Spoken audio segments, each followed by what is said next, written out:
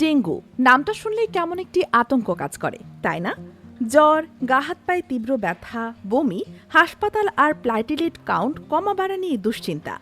প্রতি বছর হাজার হাজার মানুষ ডেঙ্গুতে আক্রান্ত হয়, আর এই ভয়টা আমাদের মধ্যে যেন বেড়েই চলেছে। কিন্তু যদি বলি ডেঙ্গু ব্যবস্থাপনার একটি অত্যন্ত গুরুত্বপূর্ণ ধাপ আপনার রান্নাঘরেই আছে, যদি বলি এমন একটি সহজ কাজ আছে যা ঘরে বসেই করা সম্ভব এবং ডাক্তাররাও এর উপর সবচেয়ে বেশি জোর দেন।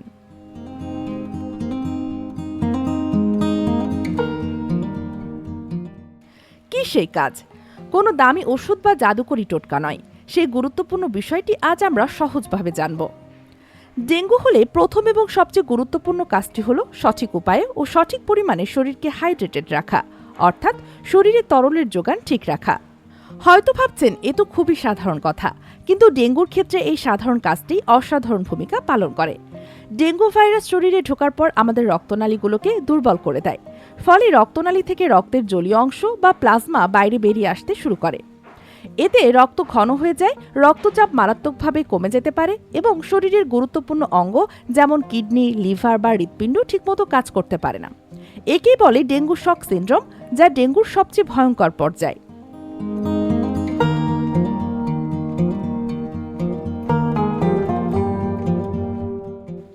এখন প্রশ্ন হলো, কিভাবে সঠিকভাবে এই কাজটি করবেন?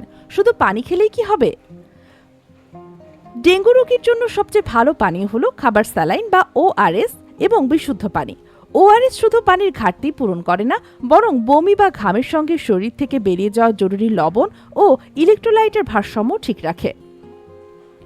একজন প্রাপ্তবয়স্ক মানুষের প্রতিদিন অন্তত 2.5 থেকে 3 লিটার তরল গ্রহণ করা প্রয়োজন, তবে এটা রোগীর অবস্থা, ওজন এবং আবহাওয়ার উপর নির্ভর করে।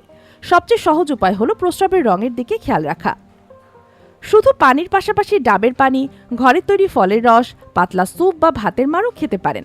এগুলো আপনাকে শক্তি যোগানোর সাথে সাথে হাইড্রেশনেও সাহায্য করবে। এই সময় চা বা কফি যতটা সম্ভব কম পান করুন, কারণ অতিরিক্ত ক্যাফেইন শরীরকে আরও পানি শূন্য করে দেবে। সবচেয়ে জরুরি বিষয় হলো ডাক্তারের পরামর্শ ছাড়া কোনো ব্যথানাশক খাওয়া নিষিদ্ধ।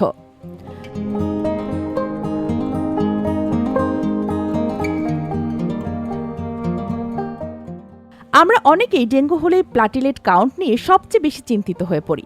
পেঁপে পাতার রস বা অন্য কিছু খেয়ে প্লাটিলেট বাড়ানোর জন্য অস্থির হয়ে ওঠি।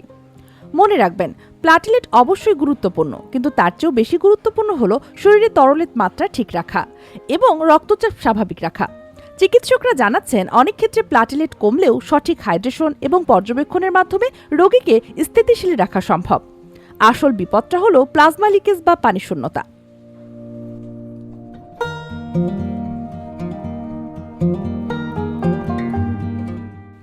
আরেকটি বড় ভুল হলো জ্বর কমা মানেই বিপদ কেটে যাওয়া, বরং ডেঙ্গুর সবচেয়ে সংকটপূর্ণ সময়টা শুরুই হয় জ্বর কমার পরের 24 থেকে 48 ঘন্টায়। এই সময়টাতে রক্তচাপ কমে যাওয়া বা রক্তক্ষরণের মতো মারাত্মক লক্ষণগুলো প্রকাশ পেতে পারে। তাই জ্বর কমার পরেও রোগীকে সতর্ক অবস্থানে রাখতে হবে এবং ফ্লুইড ইনটেক বা তরল গ্রহণ জারি রাখতে হবে। সাধারণত ডেঙ্গুতে বাড়িতে চিকিৎসকের পরামর্শ মেনে পর্যাপ্ত তরল গ্রহণই প্রধান কাজ।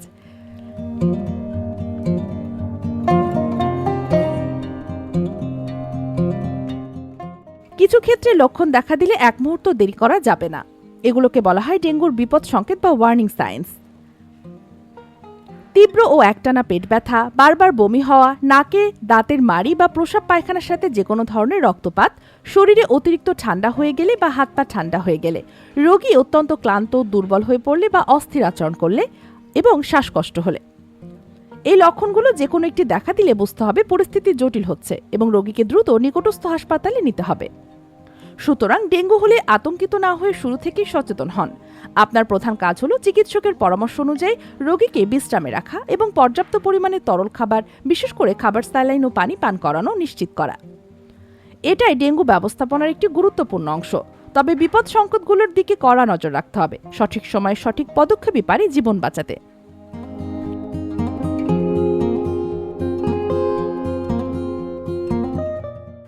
এই গুরুত্বপূর্ণ তথ্যটি আপনার প্রিয়জনদের সাথে শেয়ার করে তাদেরও সচেতন করুন।